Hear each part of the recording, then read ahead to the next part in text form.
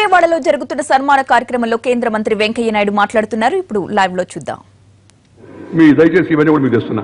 తర్వాత రాయితీలు ప్రభుత్వము మేము అధికారంలోకి వచ్చింది 2014 మే 26. ఈ దాంట్లో ఏం చెప్పారంటే government of India has provided following incentives for Andhra Pradesh for the period from 1st April 2015 to 31st March 2020. 2020 వరకు వెనుకబడిన ప్రాంతాలకు పన్ను మినహాయింపులు ఇచ్చే విధంగా additional investment allowance 15% of the cost of the new asset acquired and installed, additional depreciation of 35% instead of 20%. ఇంతకుముందు 20% ఉంటే దాన్ని 35%గా ఇస్తామని ప్రభుత్వం జీవో జారీ చేసింది. పెట్టేవాళ్ళు పరిశ్రమలు పెట్టేవాళ్ళు దాన్ని చూసుకుని పెడతారు. అది చాలదని అడిగి నేను కాదన్నా. కానీ అసలు ఏం చేయలేదు, పట్టించుకోలేదు. మన పిల్లల యొక్క భవిష్యత్తులో అంతా అన్యాయం చేశారు అని ఇలా మాట్లాడడం ఎంతవరకు సాధ్యమో చూడండి మీరు. ఈ మినహాయింపు ఇస్తేనే ఒక మహానుభావుడు పార్లమెంట్లో మాట్లాడాడు. ఆయన ఏం మాట్లాడి వినిపిస్తారు. తర్వాత ఆయన ఏం మాట్లాడాడంటే 16 మార్చి 2015 మా గవర్నమెంట్ ఇచ్చిన 11 నెలల 20 రోజులకి ఏం మాట్లాడంటే మీరు ఆంధ్రప్రదేశ్కి రాయితీ ఇస్తున్నారు, తెలంగాణకు రాయితీలు ఇస్తున్నారు. దీనివల్ల ఏం జరుగుతుందో తెలుసా? పొరుగు రాష్ట్రాలైన కర్ణాటక, కేరళ, బీహార్ అని బీహార్ అన్నాడు. బీహార్ పొరుగు రాష్ట్రం కాదు. ఆ ఊపుల పాపం అన్ని మాడేస్తా కర్ణాటక కేరళ అంటే పక్కనే వాడు వెనకండి బీహార్ అన్నాడు. ఒకడు బీహారోడు, ఈయన బీహార్ అని కూడా అనేసాడు రికార్డులో. ఆడ పెడితే ఆ రాష్ట్రాల్లో ఉన్న పెట్టుబడులు ఆంధ్రప్రదేశ్ తరలిపోతాయి. ఇది ఎంత తెలివి తక్కువ పని. You can create this. How can you create this kind of inequality and inequity between one state and other state? It's a major issue. After all your arbitrator, you are doing this which discriminates the rest of the states by means of right of capital. It is a thoughtless decision, analochitamaina charya. It is not a reasonable decision. ఇది సహేతుకమైన నిర్ణయం కాదు. Perhaps ఆయన మాట వినండి దయచేసి, చదువుకున్న వాళ్ళు కూడా ఎక్కువ ఉన్నారు. Perhaps many of the states are yet to realize the gravest implications of this aspect. ఈ విధంగా మినహాయింపులు ఇవ్వడం వల్ల జరగబోయే భయంకర ప్రమాదాన్ని ఇంకా ఇతర రాష్ట్రాలు గుర్తించినట్టు లేదు అని ఆయన గుర్తు చేశాడు. ఎవరయ్యా? కేంద్ర ఆర్థిక మంత్రిగా పనిచేసిన వీరప్ప మొయిలీ గారు పార్లమెంట్లో 2015 మార్చిలో ఇచ్చినట్టు ప్రసంగం. ఇది ఏం చేస్తాం ఇప్పుడు అంటున్నారు వద్దని ఎవడండి ఆంధ్రకి ఇస్తారండి. పార్లమెంట్లో మీరే చెప్తారు కదయ్యా మినహాయింపులు ఇస్తేనే అవుతుందని. జయలలితమ్మ ఉత్తరం రాసింది ఏమని?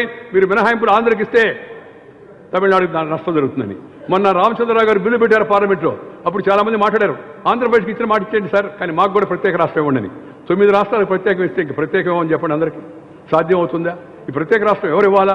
ప్రధానమంత్రి ఇచ్చి అని చెప్తారు. ఓకే, ప్రధానమంత్రి ఇస్తాడు. ఇచ్చిన తర్వాత ఏం చేయాలా? ప్లానింగ్ కమిషన్ ఒప్పుకోవాలా? నీతి ఆయోగ్ ప్రధానమంత్రి గారు రెఫర్ చేశారు. నీతి ఆయోగ్ చెప్పింది ఈ 14వ ఆర్థిక సంఘ సిఫార్సు దృష్ట్యా ఇంకా ప్రత్యేక హోదా ఇచ్చే అవకాశం లేదని. సరే అయిపోయింది. ఇంకో మాట ఉంది. దాని తర్వాత అవసరమైతే జాతీయ అభివృద్ధి మండలి, నేషనల్ డెవలప్మెంట్ కౌన్సిల్, అంటే దాంట్లో అన్ని రాష్ట్రాల ముఖ్యమంత్రులు ఉంటారు. వాళ్ళందరూ కలిసి నిర్ణయించాలి. ఇప్పుడు పరిస్థితి ఆ విధంగా ఉందా?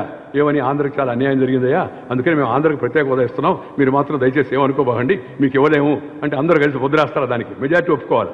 మొన్న మమతమ్మ చెప్పింది ఏమని? పశ్చిమ బెంగాల్కి 2,73,000 కోట్ల అప్పు ఉంది. ఈ అప్పు నేను చేసింది కాదు. కమ్యూనిస్ట్ వాళ్ళు 34 ఏళ్ళుగా రాష్ట్రాన్ని పరిపాలించి దివాళా తీసిపోయారు. అందుకని ఈ అప్పు అంతా కేంద్రం కట్టుకోవాలా అన్న. 2,73,000 కోట్లు అంటే మంత్రి చెప్పాడు, ఆర్థిక మంత్రి సాధ్యం కాదంటే ఆ బెంగాల్ ఎంపీ వేసి చెప్తాడు ఏమండి ఎందుకు సాధ్యం కాదండి? మిషన్ మీ చేతిలో ఉందండి, డబ్బులు కొట్టే మిషన్. పార్లమెంట్లో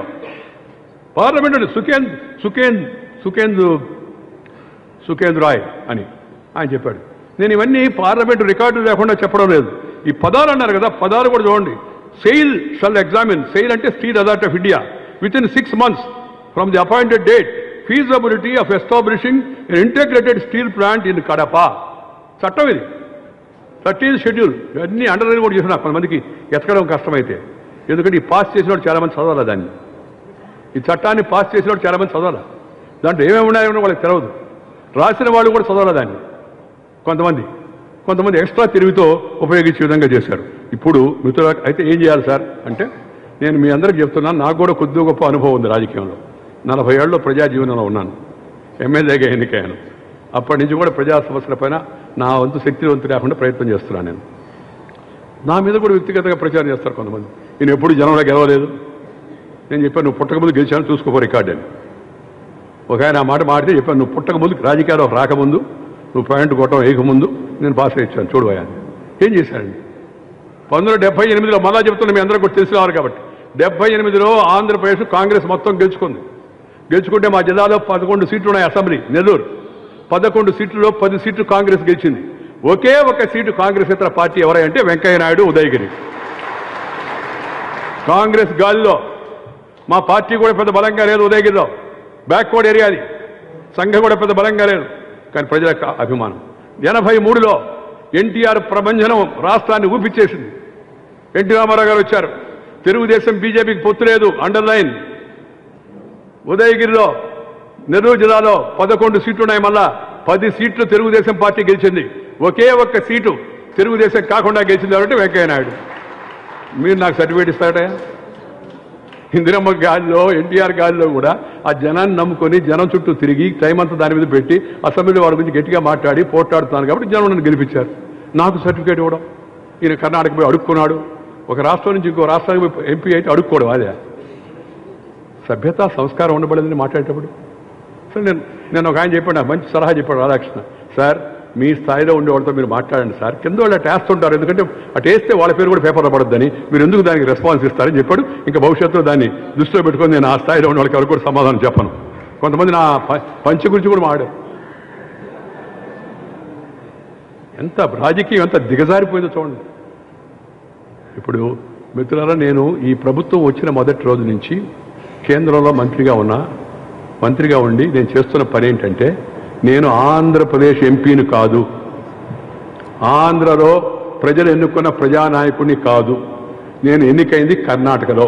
అయినా కూడా ఈ రాష్ట్ర విభజన సందర్భంగా ఆంధ్రప్రదేశ్కి అన్యాయం జరిగిందని నేను గుర్తించాను. మాట్లాడాను పార్లమెంట్లో.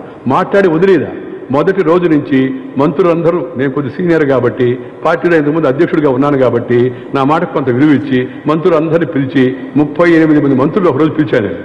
మంత్రులు పిలిచే అధికారం ప్రధానమంత్రికే ఉంది. ప్రధానమంత్రి is head, is our leader. కానీ నా మీద అభిమానంతో 38 మంత్రులు వచ్చారు. వాళ్ళందరికీ చట్టం అంతా ఇరిపించా. మనం అనుకుంటే మంత్రులందరూ చట్టం తెలవదా అని. ఉత్తరప్రదేశ్లో బారాబంకీలో ఏముందో నీకు తెలుసా? ఆంధ్ర రెండు వాళ్ళకి. దేశం చాలా పెద్ద విశాలమైంది.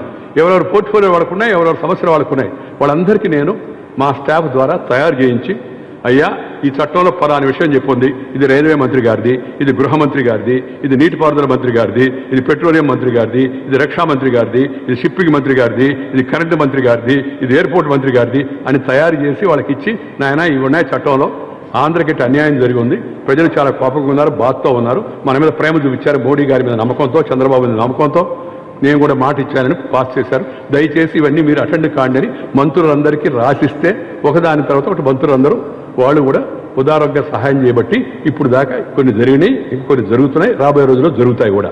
ఇదే కాదు, నా కింద నేను మంత్రిగా ఉన్నాను. ఇప్పుడు 3 విభాగాలకు మంత్రి నేను. చాలామంది అనుకున్నారు వెంకయ్యనాయుడు గారు ఖాళీగా ఉన్నారు, ఈ ఆంధ్రప్రదేశ్కి ఆయన ఒక జీపీఏ తీసుకున్నాను. నేనే జీపీఏ తీసుకోలేదు. చూసి మా బిడ్డలు అన్యాయం జరుగుతుంటే, ఆంధ్రప్రదేశ్ బిడ్డలు అన్యాయం జరుగుతుందని గమ్ముకున్నాను. నేను ఉండకుండా దీని గురించి మాట్లాడుతున్నాను. మొన్న మా ఆవిడ ఒక మాట అంది, నాకు చాలా బాధ కలిగింది. నాకు ఆరోగ్యం బాగాలేకపోతే కొంత బాడీ ఈ సరిపడాగేది వస్తే ఇంట్లో బయటకు రాలేకుంటే టీవీ చూస్తుంది. ఆ టీవీలో చూసిన వాళ్ళ మాటలన్నీ విని ఆమె అంది, ఎందుకు వచ్చిందండి మనకి అసలు?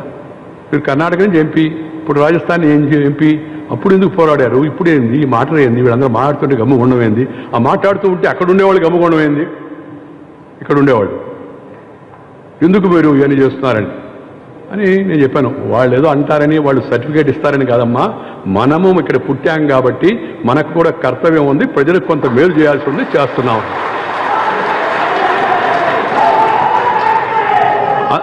అందుకని ఈ కుటుంబరావు గారు ఇక్కడ ఉన్నారు. ఉత్తరం రాశారు ఆయన మధ్యలో నాకు, ఆయన సంవత్సరం కిందట, మీరు ఏదో వాళ్ళు ఇది అంటున్నారని బాధపడి ఇదైపోయి వదిలేయకండి, దయచేసి ఈ రాష్ట్రం సంగతిని పట్టించుకుంటూ ఉండి మాడేవాళ్ళు మాడుతూ ఉంటారు అని చెప్పాను. నాకు కూడా తెలుసు అది. ఈ మాటలు ఇప్పుడు కాదు, చాలాసార్లు నుంచి మాడుతూ ఉన్నారు. అయినా నేను ఎప్పుడు లెక్క చేయలే. ఎందుకు ఈ మాట చెబుతున్నానంటే, ఇప్పుడు చూడండి, ఎక్కువ టైం తీసుకొని మీరు అందరూ చాలా పాపం నా మీద అభిమానంతో, ప్లస్ మోడీ గారి మీద అభిమానంతో, చంద్రబాబు నాయుడు మీద అభిమానంతో మీరందరూ వచ్చారు.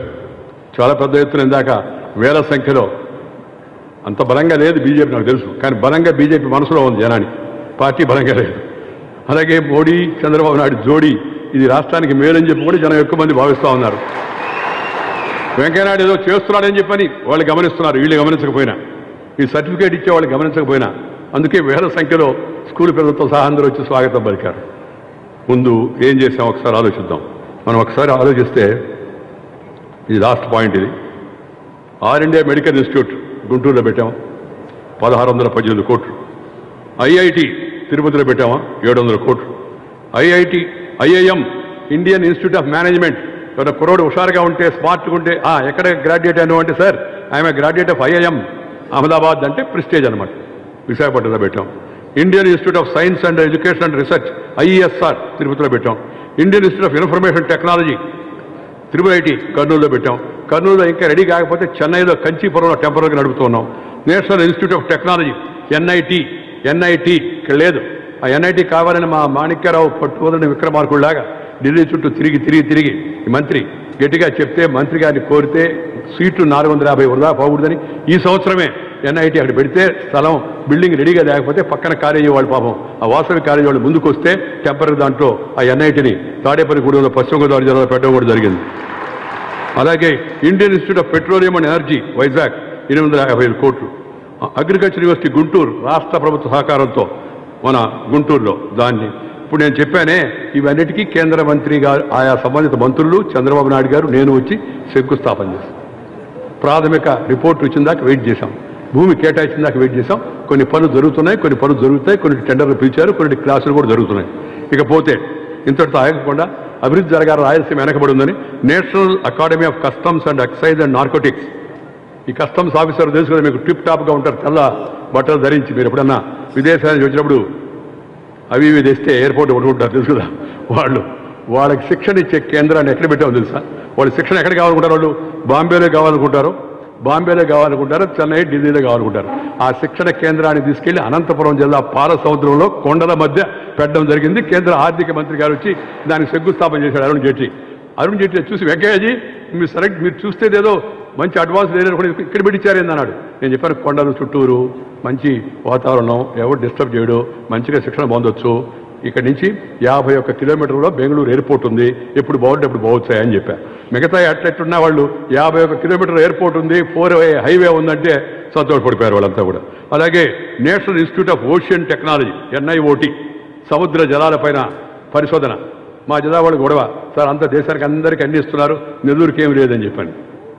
దానికి 250 కోట్లతో మన చౌదరి మంత్రిగా ఉన్న చౌదరి గారి యొక్క science and technology MSME technology విశాఖపట్నంలో, central institute of plastic engineering and technology CIPET సూరంపల్లిలో, ఇక్కడ పక్కన గన్నవరం అవతల ఉండే సూరంపల్లి దాన్ని తీసుకొచ్చి అక్కడ స్థాపించడం జరిగింది. అలాగే నేషనల్ కామధేను బ్రీడింగ్ సెంటర్ మన ఒంగోలు జాతి పశువులు మన గేదెలు అవి అంతరించిపోకుండా వాటి కోసం పరిశోధన కోసం నెల్లూరు జిల్లా కావలి చింతలదేవిలో 2000 ఎకరాల్లో కామధేను బ్రీడింగ్ సెంటర్ పెట్టడం జరిగింది.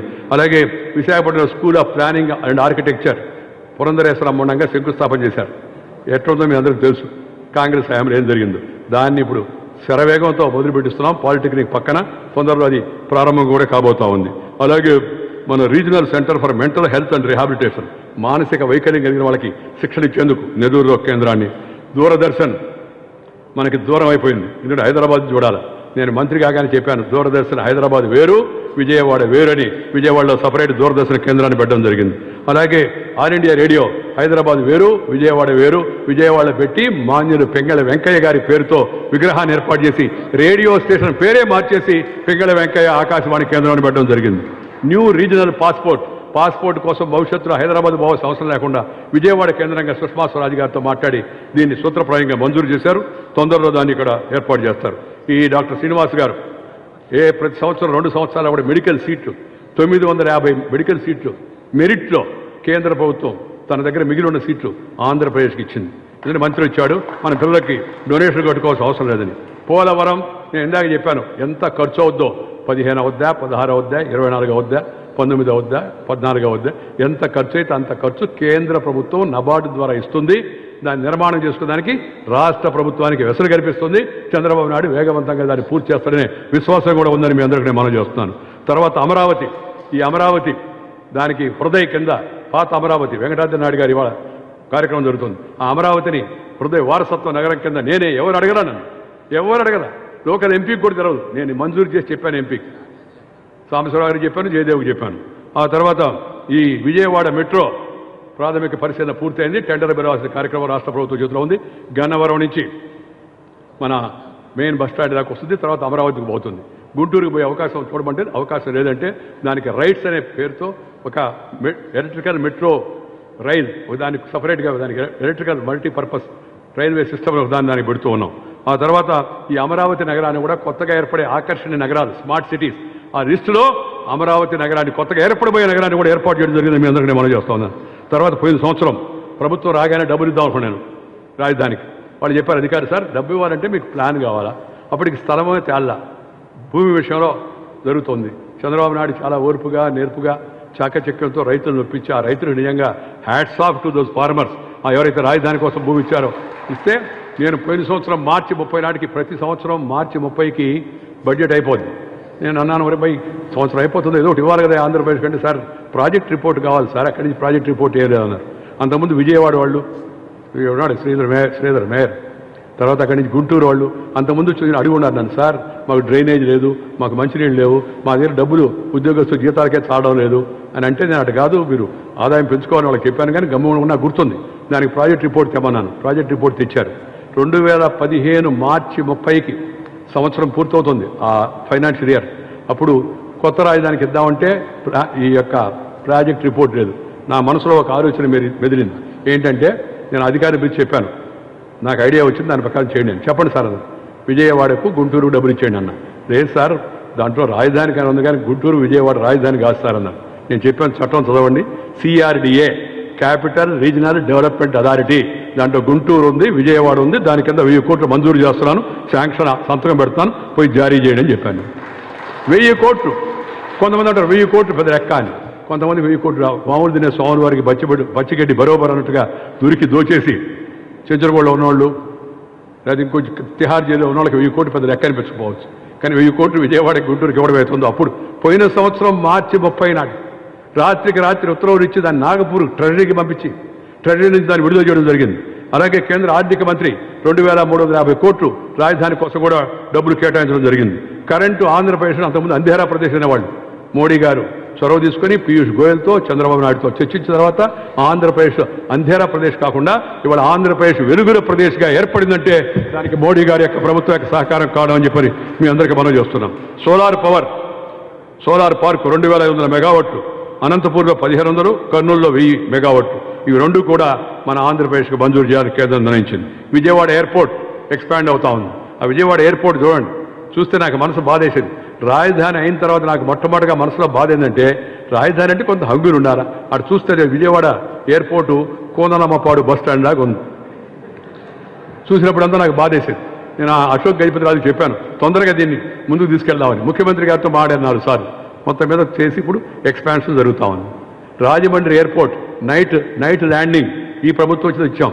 ఎల్లుండి నేను చంద్రబాబు నాయుడు గారు అశోక్ గజపతి రాజు గారు మళ్ళీ రాజమండ్రి యొక్క రన్వే పెద్ద విమానాలు దిగేదానికోసం విస్తరణ కోసం ఎల్లుండి శంకుస్థాపన చేయబోతున్నాం. దాంతోపాటు తిరుపతి ఎయిర్పోర్ట్ అంతర్జాతీయ విమానాశ్రయంగా గుర్తించి ప్రధానమంత్రి గారు తీసుకెళ్లి దాన్ని పూర్తి చేసి జాతికి అంకితం చేయడం జరిగింది. విశాఖపట్నం ఎయిర్పోర్ట్ హుద్ తుఫాను దెబ్బతినుంటే దాన్ని రికార్డ్ టైంలో పూర్తి చేసి దాన్ని అంతర్జాతీయ విమానాలు ఇవాళ విశాఖపట్నం నుంచి దుబాయ్కి, ఇవాళ విశాఖపట్నం నుంచి కౌలాలంపూర్కి విమానాలు వెళ్ళే అవకాశాన్ని కేంద్ర ప్రభుత్వం కల్పించింది, ఇంటర్నేషనల్ ఎయిర్పోర్ట్గా చేసిందని మేము చేస్తున్నాం. రాయలసీమలో ఉన్న కడప ఎయిర్పోర్ట్ అంతకుముందు రాజశేఖర డ్యాంలో కొంత పని జరిగింది కానీ ఆగిపోయి ఉంటే దాన్ని పూర్తి చేసి కడప విమానాశ్రయాన్ని వాళ్ళ జాతికి అంకితం చేయడం జరిగింది. ఒక్క రాష్ట్రంలో కడప, తిరుపతి, విజయవాడ, రాజమండ్రి, విశాఖపట్నం 5 విమానాశ్రయాలు ఈ రాష్ట్రంలో. ఎందుకంటే మనవాళ్ళు ఎక్కువ మంది బయట ఉన్నారు. మనవాళ్ళందరూ వాళ్ళు రావడానికి పోవడానికి విదేశ పర్యాటకులు రావడానికి విమానాశ్రయాలు ఎంతో ఉపయోగపడతాయి. అలాగే రైళ్లు మనకు ఆంధ్రప్రదేశ్ ఎక్స్ప్రెస్ ఉంటుంది, ఏపీ ఎక్స్ప్రెస్ ఎక్కడికి బయలుదేరుద్ది? ఢిల్లీ. ఎక్కడికి పోద్ది? హైదరాబాద్కి. వాళ్ళు అన్నారు నాతో, సార్ హైదరాబాద్కి వచ్చే ఎక్స్ప్రెస్ని ఏపీ ఎక్స్ప్రెస్ ఎట్టంటారని. నేనే చెప్పాను అధికారిని పిలిచి దీన్ని తెలంగాణ ఎక్స్ప్రెస్గా మార్చేయండి, ఏపీకి వేరే ఎక్స్ప్రెస్ ఇవ్వండి అని. ఢిల్లీ నుంచి విజయవాడ మీదుగా విశాఖపట్నానికి కొత్త ఆంధ్రప్రదేశ్ సూపర్ ఫాస్ట్ ఎక్స్ప్రెస్ని ప్రవేశపెట్టింది కూడా ఈ ప్రభుత్వం అని చెప్పి ఈ సందర్భంగా మీ అందరికీ మనవి చేస్తూ ఉన్నాను. దాంతోపాటు ఈ రోడ్లు రాజధాని కొత్తగా వచ్చింది. రాయలసీమ నుంచి రావాలా, ఉత్తరాంధ్ర నుంచి రావాలా, తెలంగాణ నుంచి రావాలా, ఈ రోడ్లన్నీ చూపించి లెక్కేసి మన కేంద్ర మంత్రి ఉపరితల రవాణా శాఖ మంత్రి నితిన్ గడ్కరీ గారు విజయవాడ వచ్చి ముఖ్యమంత్రి గారితో చర్చించి సిద్ధా రాఘవరావుతో చర్చించి నాతో చర్చించిన తర్వాత 65,000 కోట్ల రూపాయలు ఆంధ్రప్రదేశ్ యొక్క నేషనల్ హైవేకి కేంద్ర ప్రభుత్వం మంజూరు చేస్తుందని మీ అందరికీ కూడా మనం చేస్తూ ఉన్నాం. దాంతోపాటు మిత్రులారా, నంద్యాల ఎర్రగుంట ఆ రైల్వే లైను 1996, 95 నరసింహరావు గారు పాపం కీర్తిశేషుడు నరసింహరావు గారు ఆయన ఒకసారి నంద్యాల నిలబడ్డాడు. అప్పుడు హామీ ఇచ్చాడు, శంకుస్థాపన చేశాడు. అప్పటి నుంచి ఇప్పటికి 20 ఏళ్ల వరకు ఆ రైల్వే ప్రాజెక్టు పూర్తి కాకపోతే ఈ ప్రభుత్వం వచ్చిన తర్వాత దాన్ని పూర్తి చేసి మొన్న సురేష్ ప్రభు, చంద్రబాబు నాయుడు, వెంకయ్య నాయుడు కలిపి దాన్ని మన విజయవాడ నుంచి దానికి లాంఛనంగా ప్రారంభించిన విషయం కూడా ఈ సందర్భంగా మీ అందరికీ నేను మనవి చేస్తూ ఉన్నాను. విశాఖపట్నం స్టీల్ ప్లాంట్ దాన్ని విస్తరించడం కోసం విశాఖ ఉక్కు ఆంధ్ర హక్కు అన్నాం, దాన్ని 38,500 కోట్లతో దాన్ని విస్తరించబోతా ఉన్నాం. 7 వెనకబడిన జిల్లాలు ఉన్నాయి, కడప, కర్నూలు, అనంతపూర్, చిత్తూరు, విశాఖపట్నం, విజయనగరం, శ్రీకాకుళం. వాటికి జిల్లాకి 100 కోట్లు ఎక్కడ ఇవ్వడం జరిగింది. కొంతమంది మళ్ళీ ఇదే మాట, ముష్టి 100 కోట్లు అని. 100 కోట్లు ముష్టి ఇచ్చే అవకాశం ఎవరు ఉంటే నేను రోజు పోయి వాళ్ళని అడుక్కుంటా, ముష్టి ఉండయా బాబు 100 కోట్లు అని. ఆ వచ్చిన డబ్బు అందరికీ పంచుతాను, అందరికీ పంచుతాను. ఎంత అహంకారం చూడండి, మాటలు మాడేవాడికి ఎంత అహంకారం. అదేవిధంగా ఇంకోటి, ఈ నక్సలైట్ ఏరియాలో కమ్యూనికేషన్ కోసం 277 కోట్లు. Sameer society for applied microwave electronics Ravishankar Prasad తీసుకొచ్చి దాన్ని శంకుస్థాపన చేయించాం. Government medical college Vijayawada, Anantapur రెండింటిని అప్గ్రేడ్ చేశాం. కాకినాడ హోప్ ఐలాండ్ దాన్ని కోనసీమ టూరిజం కింద